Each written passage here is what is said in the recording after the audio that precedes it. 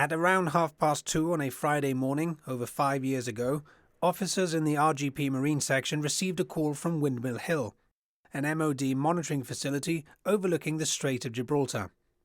They were told a suspect RHIB had been sighted on the east side. An RGP vessel was dispatched and made its way towards the RHIB. They engaged in a chase and collided. 2 men aboard the RHIB died, and this inquest seeks to establish the facts surrounding their deaths. Deputy Coroner Carl Donner will preside over the inquest, as Charles Bonfante, the usual coroner, represented 2 of the witnesses in a previous inquest into this same matter.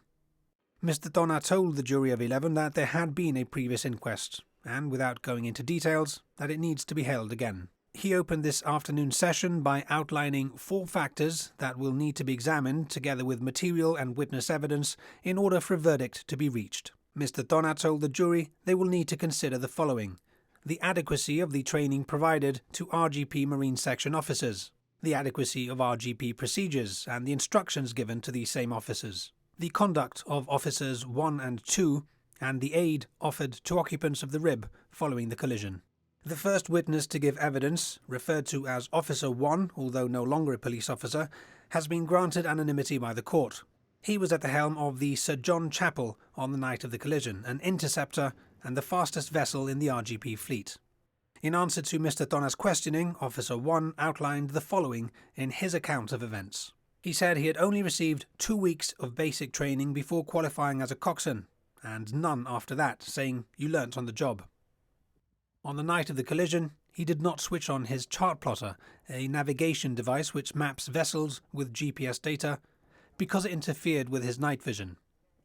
Neither did he switch on the boat's AIS, a tracking system, saying it did not form part of his training, he had no interest in it, and as far as he was aware, it turned on automatically. He said radar was the most important tool for nighttime navigation. Describing the night in question, Officer 1 told the jury he engaged with the RHIB near the northernmost limits of Gibraltar waters, and that during the entirety of the chase, he was within BGTW on the east side. He said the RGP vessel had maintained safe speeds and an appropriate distance from the RHIB during the chase. He described how the RHIB, while making erratic turns and evasive manoeuvres, had taken a very sharp left, making it impossible to avoid, leading to the RGP vessel colliding with and going over the top of the RHIB. In the immediate aftermath, Officer 1 says he and his second-in-command boarded the RHIB.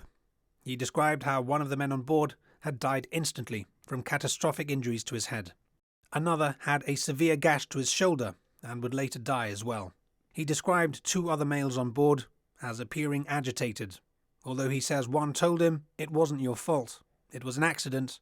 Nobody wanted to kill anyone." Asked where the closest place he could have got the injured man to land was, he said Marine Base was the only safe place, and if there was another option, it didn't occur to him. Mr. Donner asked Officer 1 why he didn't issue a Mayday call. He said it didn't cross his mind, and that he was in shock at the time. The inquest will run for up to 3 weeks. Officer 1 will be cross-examined tomorrow.